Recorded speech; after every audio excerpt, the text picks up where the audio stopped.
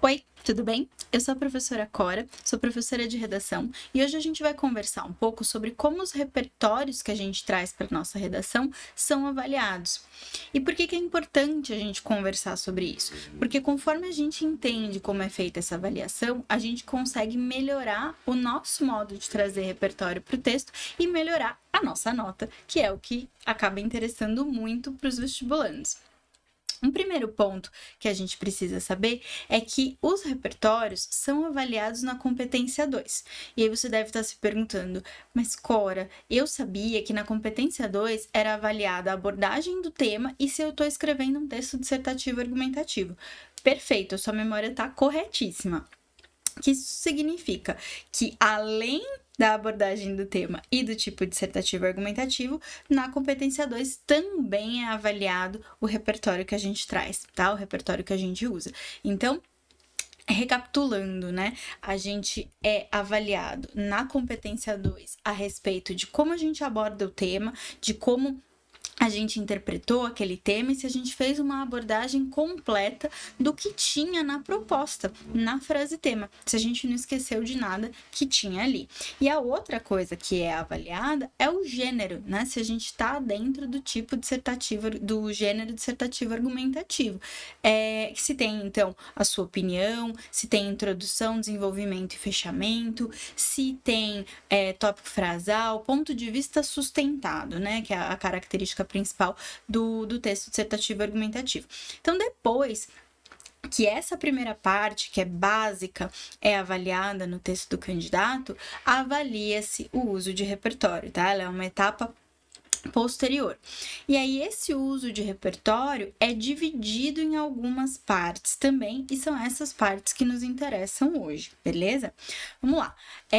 Para eu usar, então, esse repertório, eu posso trazer elementos do próprio texto que está ali na minha frente, dos textos motivadores, dos excertos, né, dos trechos de texto que a própria prova nos oferece ali na folhinha de redação e que tem infográficos, gráficos, dados, fotos, tirinhas, textos, né, textos completamente verbais que eu posso interpretar e dali eu posso tirar números, posso tirar referências, eu posso e devo trazer esses elementos para o meu texto, tá? Isso, se for bem feito, não é uma cópia, é o que a gente chama de apropriação.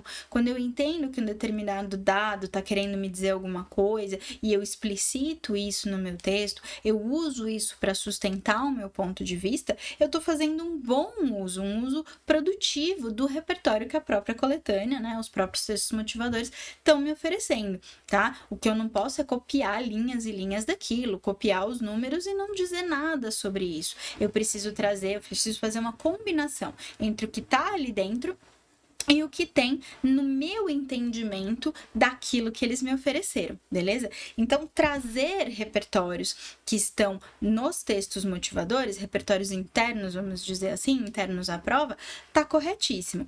Qual é o problema?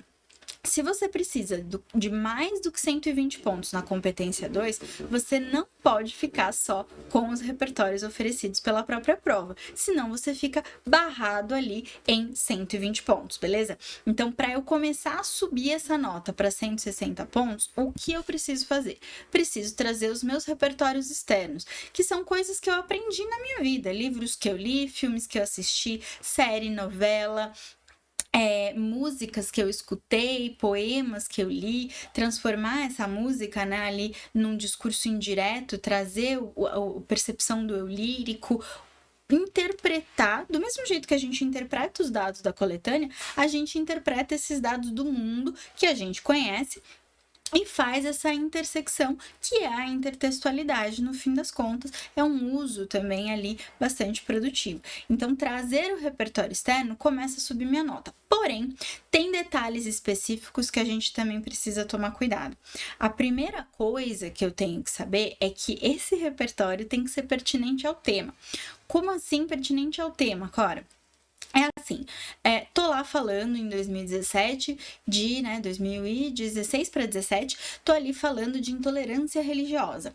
Aí eu vou falar que a intolerância religiosa é advinda de preconceitos, que a sociedade não muda. E aí eu falo, segundo Einstein, é mais fácil dissolver um átomo do que dissolver um preconceito. Aí você fala, nossa, arrasei porque trouxe Einstein para minha redação, citei Einstein. Alto lá. Como você fez essa citação de Einstein?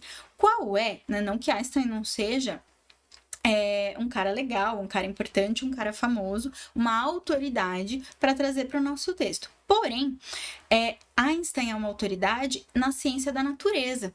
Ele vai aprender e desenvolver, né, vai se apresentar para o mundo principalmente como um cientista da natureza, como um físico.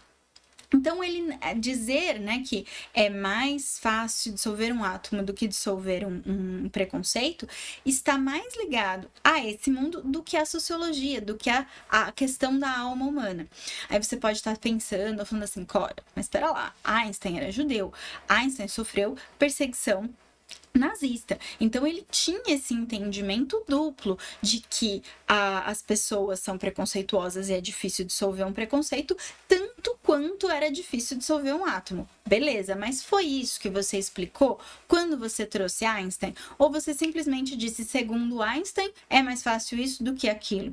Esse é o ponto. Então você precisa fazer, né, trazer um repertório pertinente ao tema, e esse repertório precisa estar bem conectado, tá? Então, um cuidado aí quando a gente escolhe um repertório, quando a gente traz uma autoridade, para que ela de fato funcione no nosso parágrafo e não fique ali sobrando, né? Ou até destoando do que de fato a gente gostaria de dizer, beleza?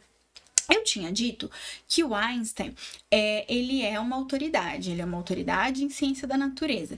E, então, se eu fizer direitinho esse negócio de dar pertinência, eu preciso também trazer um repertório legitimado. Legitimado, aqui entre nós, fica associado à ideia de autorizado. Autorizado por quem? Autorizado pelas áreas do conhecimento, autorizado pelas ciências, autorizado a história do repertório de autoridade que você conhece desde já há muito tempo. Então, das ciências humanas, das ciências da natureza, desde que seja pertinente ao tema, da história, a gente pode trazer repertórios históricos para sustentar nosso ponto de vista, livros que você leu, livros da lista obrigatória de outro vestibular que você tenha prestado, músicas, como eu já tinha falado antes. Então, esse repertório legitimado tem que ser validado textualmente, você tem que escrever de onde veio, né? Vamos olhar ali. Áreas do conhecimento, então a filosofia, a sociologia, as ciências, fatos ou períodos históricos, nomes de autores ou pensadores, vou sair aqui da sua frente. Que mais? Nomes dos livros e das obras. Então, toma cuidado com esse tipo de coisa quando você estiver fazendo as suas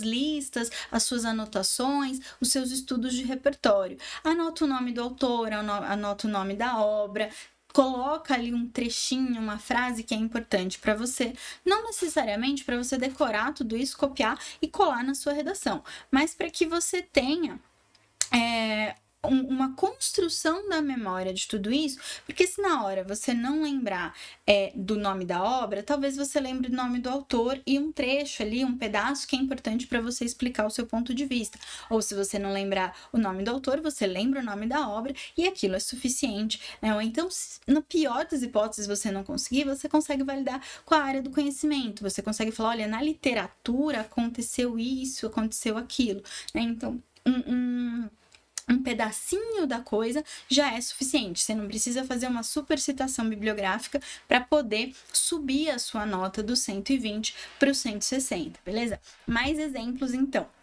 Você pode trazer personagens reais da história contemporânea, da história antiga, ou então da ficção também, de um personagem que você está avaliando ali, que você está interpretando os movimentos dele na situação fictícia e fazendo a analogia com a realidade.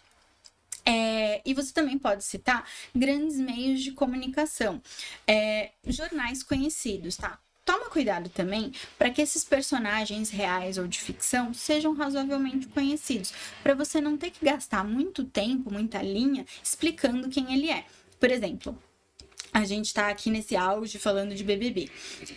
Os personagens do BBB são reais e são da história contemporânea. Então, eles estão bastante presentes na nossa sociedade. Mas tem alguns que já estão ficando esquecidos e ficarão esquecidos, por exemplo, até o Enem. Então, não vale a pena trazer um personagem subconhecido. Vale mais a pena trazer um personagem mais conhecido, porque assim você não precisa se explicar tanto, tá? É a mesma coisa figuras históricas. Se for uma figura histórica muito relevante, que você conhece e reconhece, que vai te ajudar a trazer coisa pro texto, traga. Mas você tenha consciência de que você vai ter que explicar um pouco mais sobre quem ela é e o contexto dela, do que se você estiver falando ali de Getúlio Vargas. Pá, deu tudo certo. Ninguém vai esquecer quem é Getúlio Vargas, beleza? Porque afinal de contas ele entrou para a história. Vamos lá. Esse repertório, uma vez que eu trouxe, ele precisa ter uso produtivo. Como que a gente entende que é o uso produtivo? Ele foi pertinente, então ele está dialogado com o tema, ele foi legitimado porque tem uma autoridade ali por trás que já pensou esse assunto antes da gente, e por fim, ele está bem intertextualizado. Você, como autor do texto, ser humano, sujeito pensante que está escrevendo esse texto, está mostrando como que esse repertório que você reconhece no mundo dialoga com o texto que você está escrevendo, como que ele sustenta a posição que você assumiu e o argumento que você está defendendo ali, beleza? Então, intertextualidade é o que vai dar o uso produtivo, tá? Vamos olhar uns exemplos que eu acho que a coisa vai ficar um pouco mais fácil. Eu vou desaparecer aqui um pouquinho. Ah, não, beleza, eu não preciso desaparecer. Exemplo 1. Segundo Kant, a minoridade é o conceito de não ser capaz de pensar por si próprio. No advento da atualidade, o problema da manipulação do comportamento por meio da internet é presente no dia a dia e tem tendência a aumentar na mesma medida em que os avanços tecnológicos ocorrem. Olha lá, segundo Kant, Kant é uma figura, um personagem conhecido da filosofia. A minoridade é um conceito de não ser capaz de pensar por si próprio. Então o candidato trouxe o Kant, que é um uso legitimado de repertório, e trouxe essa ideia de pensar por si próprio. A ideia de pensar por si próprio, ela é razoavelmente associada à ideia de manipulação. Então, tudo bem eu entender que ele é pertinente ao tema, tá?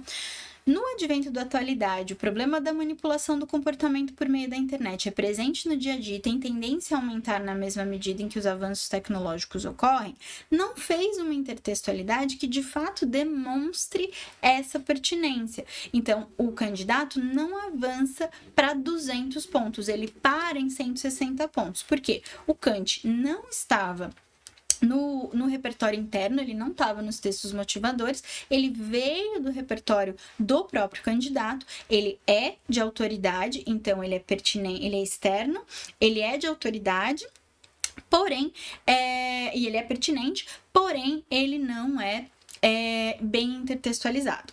No próximo exemplo que a gente vai olhar, isso já muda de figura. De acordo com a Constituição Brasileira de 1988, todos são livres e possuem liberdade de escolha.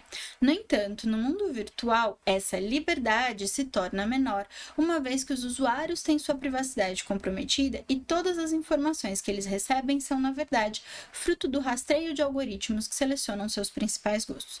Não sei se vocês já perceberam intuitivamente, assim, nessa primeira leitura, que temos ali a Constituição como um repertório legitimado por uma área do conhecimento, que é um conhecimento geral, conhecimento jurídico, né, conhecimento do país em que a gente vive, e tem ali já uma ponte interessante para dialogar com o que o candidato está tentando sustentar. Todos são livres e possuem liberdade de escolha. Então, ele está pertinente ao tema, porque liberdade e manipulação se associam por antítese, mas antítese é um tipo de associação, né? Então, ele tem, né, a pertinência, ele está legitimado por uma esfera do conhecimento, ele é autorizado, e aí ele vai fazendo uma tessitura intertextual bastante eficiente. No entanto, né, o mundo virtual não está garantindo aquilo que a Constituição se propõe, né?